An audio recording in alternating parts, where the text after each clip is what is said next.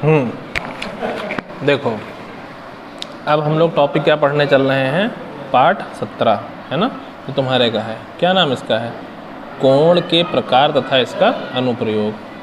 ठीक, ये तुम लोग अपना देखना, नाम डाल लेना बढ़िया सा। ठीक, अब देखो कोण क्या होता है, तो कोण का मतलब क्या होगा और देखा जाए, जैसे कि इसमें बना है, हाँ ये देखो बना है।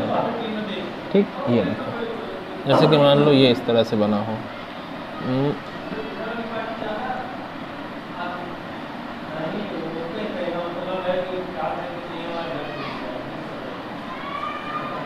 देखो जैसे इस तरह से हो, या फिर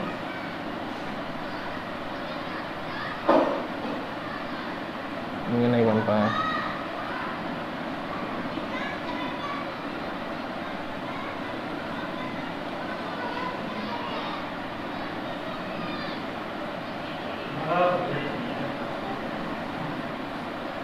ये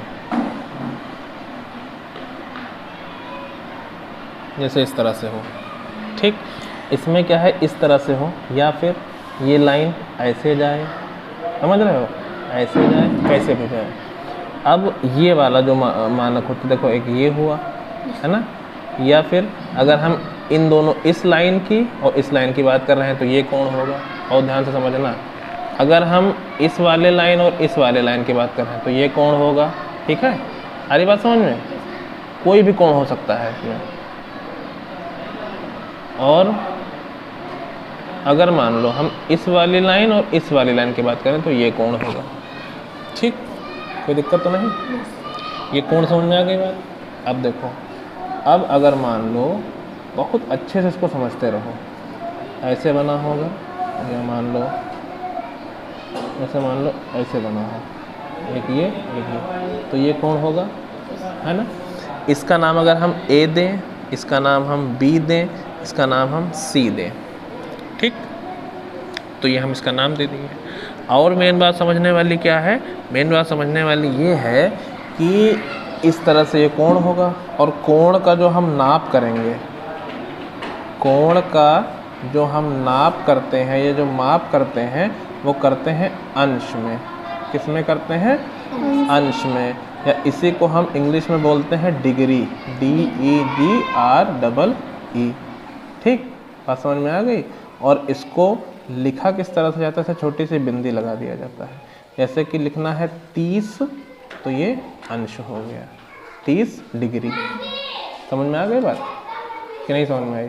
कोण की नाप किस में करते हैं, अंश में या डिग्री में। 30 डिग्री हो गया।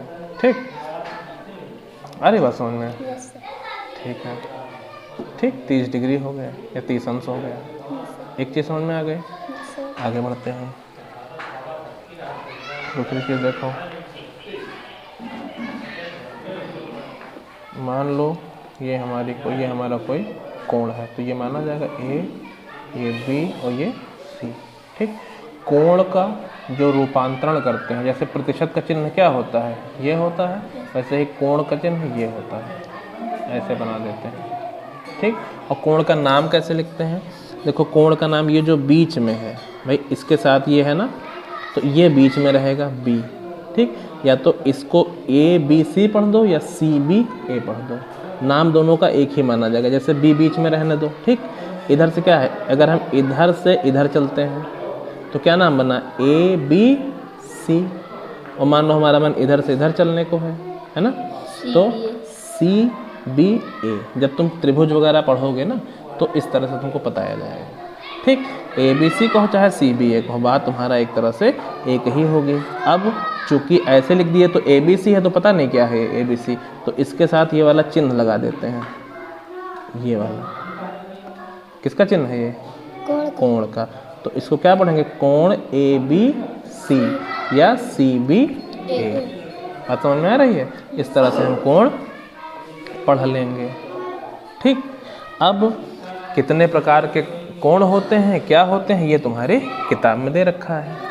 ठीक, इतनी बात समझ में आ गई कि नहीं आ गई, तो वो हम लोग अपनी किताब से पढ़ लेंगे। अब देखो AOB चाहे BO, समझ गया ना।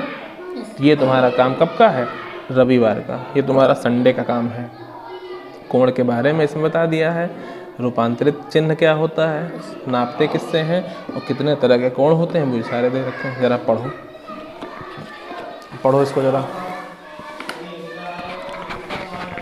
कोण, हाँ जितना लिखा, जो लिखा पढ़ते जाओ। कोण के प्रकार से शुरू करो, तेज से। 0 डिग्री से अधिक तथा 90 डिग्री से कम माप का कोण न्यून कोण कहलाता है। जैसे 23 डिग्री, 35 डिग्री, 40 डिग्री, 60 डिग्री के कोण न्यून कोण है।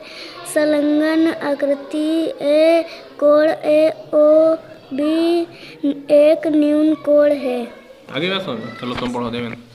दूसरा क्या है? हाँ ये क्या है? पहला था न्यून कोण, दूसरा क्या है? समकोण। पढ़ो क्या है?